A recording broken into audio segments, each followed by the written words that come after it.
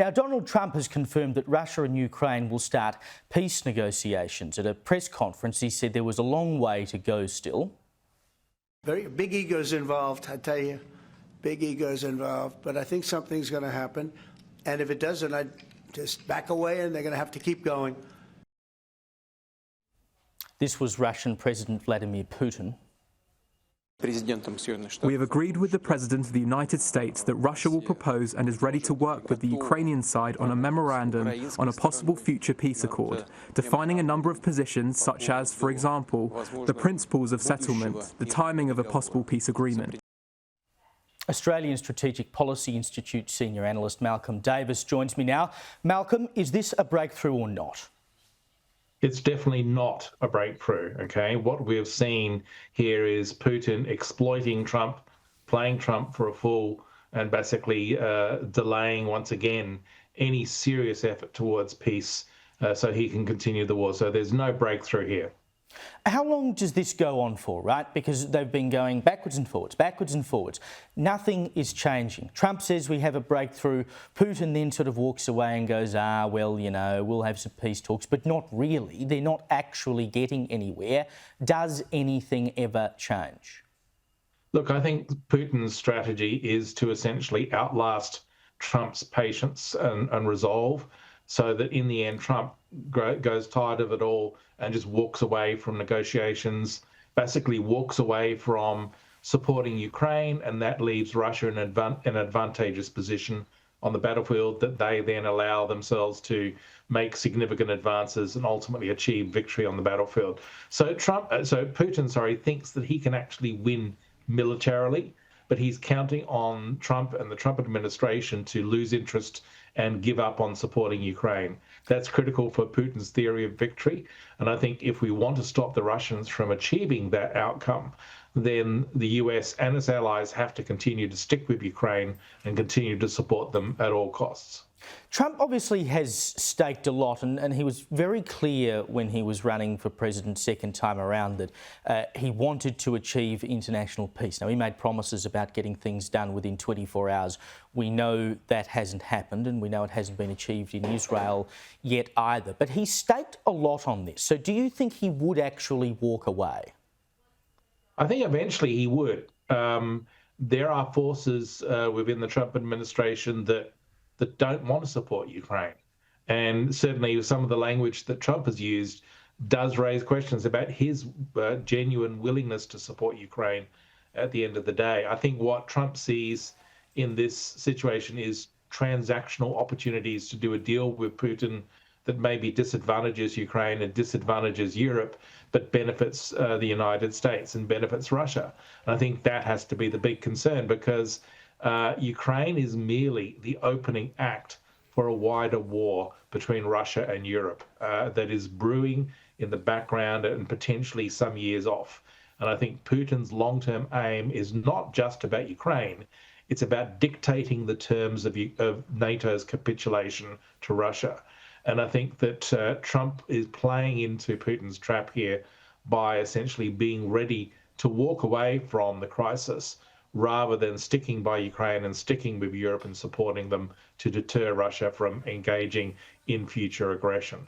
Well, Putin talks about in order to end all of this, they have to eliminate the quote-unquote root causes of the war and create a memorandum of a possible future peace agreement, which is all a bit wishy-washy. It doesn't exactly fill you with hope. But when he says, eliminate the root causes, well, what are the root causes that he sees?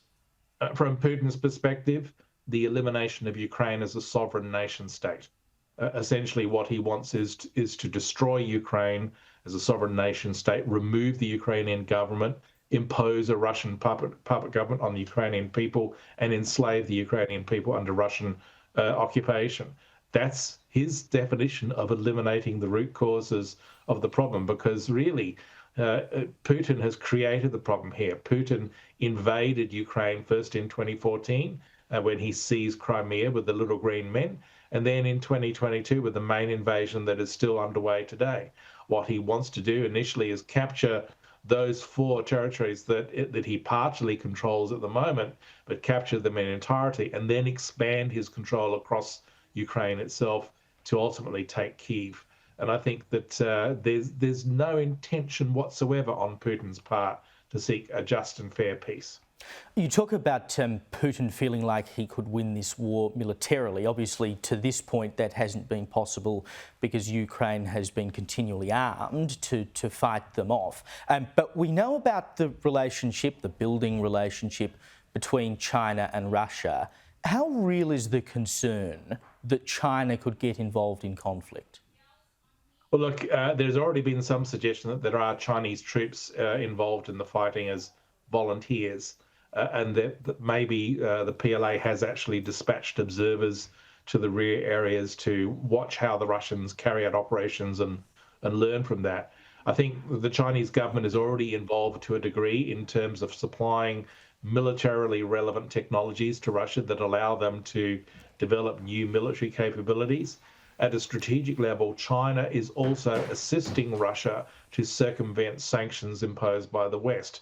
That's one of the reasons why the sanctions that have been laid against Russia haven't been that effective. That's allowed Russia to reorient its economy into a wartime mode, and thus, as a result, be in a much better position to sustain the Ukraine war effort and build up for a wider war against NATO. So I do think that China is involved in this across different levels, but in terms of an actual direct combat role on a large scale, I think we're probably not there yet. I want to return to the news yesterday that the European Union are now keen to strike a new defence deal with Australia. Obviously, Anthony Albanese going over to meet the Pope has had these discussions with Ursula von der Leyen. She seems keen to do something. They've done a few deals like this of late. What would Europe be expecting of us? Look, I think that this is a mutually beneficial opportunity. From Europe's perspective, they want to maintain influence in the Indo-Pacific because they don't just face an aggressive expansionist Russia. They also face a rising China that is backing Russia, but also seeking to impose its own interests on European security. And so having allies and partners in the Indo-Pacific makes eminent sense for Brussels, in the sense that they can then have greater ability to work with the likes of Australia or New Zealand or Japan or others to actually deter and counter China and prevent them from imposing its will on Europe. And certainly from our perspective, we could gain a lot by having a stronger relationship with Europe as well in terms of defence industry cooperation and capability development. Well, I was going to say just quickly, Michael, I mean, we need it as much as they do, right? Because we can't counter China in the Pacific on our own either. We can't. I mean, obviously, we still have a vital and important strategic alliance with the United States. I don't see that going away, irrespective of concerns about President Trump. But in this strategic environment of essentially being in a pre-war period, you can never have too many friends. And so I think it makes sense for us to pursue this closer defence relationship with Europe, as well as strengthening our relationship with the United States. Malcolm Davis, thank you so much for your time as always.